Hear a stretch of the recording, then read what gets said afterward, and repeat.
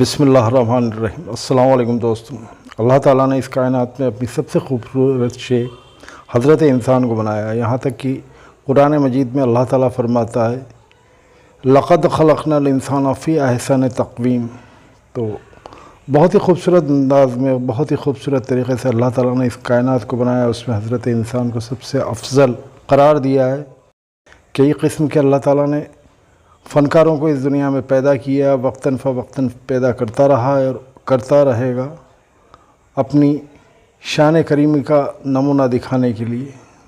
اسی میں سے ایک فنکار جو آپ کے سامنے پیش کر رہا ہے اپنی فن کا نمونہ، دیکھیے، ملاحظہ فرمائیے اور بے ساختہ سبحان اللہ آپ کے منہ سے نکل جائے گا۔